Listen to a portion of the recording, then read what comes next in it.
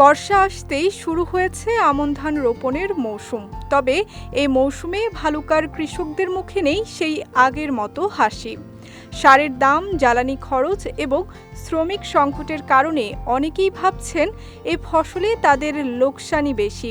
কাঠা প্রতি মাত্র 2 থেকে 3 মণ ধান উৎপাদন হওয়ায় শুধুমাত্র নিজেদের ও গবাদি পশুর খাদ্য জোগাতেই আমন চাষ করেন তারা। কাঠাপতি ধান হয় 3.5 মণ অথবা 3 মণ। খরচ হয় মনে করেন দেখা গেছে 2200-2300 টাকার মতো খরচ হয়ে যায়। যে হিসাবে মনে যায় খরচ হয়ে যায়, ওই হিসাবে মনে যায় বিলায় না, সব লস।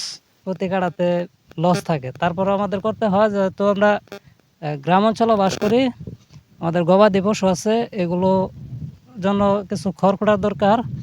তারপর হচ্ছে যে আমার নিজের যে চাহিদা খাবারের, ধান রোপণ এই কারণে আমাদের করতে হয়। আর না হয় যে পরিমাণ খরচ হয় আমাদের, এই খরচে আমাদের আপনার পুষে না।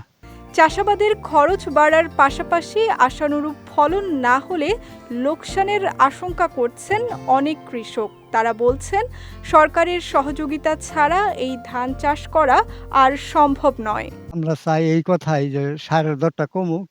সার বিশ্বের দরটা যদি কমে তাহলে আমাদের সুবিধা হয় অনেক। যেই সারের বস্তাটার দাম আছে 800, ডিআইবি একটা সার, এই সারটার দাম হয়েছে 1300-1400। এদিকে এবছর উপজেলায় 19,910 হেক্টর জমিতে রূপা আমন ধানের উৎপাদন লক্ষ্যমাত্রা নির্ধারণ করা হয়েছে। এই লক্ষ্যমাত্রা ধরে রাখতে মাঠ কর্মীরা নিয়মিত কৃষকদের প্রয়োজনীয় পরামর্শ দিয়ে যাচ্ছেন বলে জানান এই কৃষি কর্মকর্তা।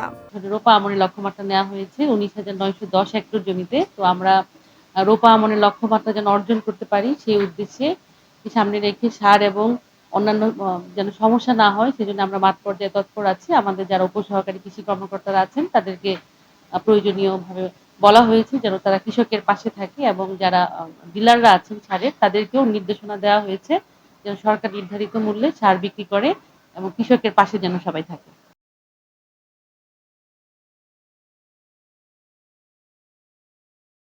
সরকারি সহায়তায় আবারও সুদিন ফিরবে আমন চাষে, হাসি ফুটবে কৃষকের মুখে, এমনটাই আশা উপজেলাবাসীর। বিজয় টিভি নিউজ ডেস্ক।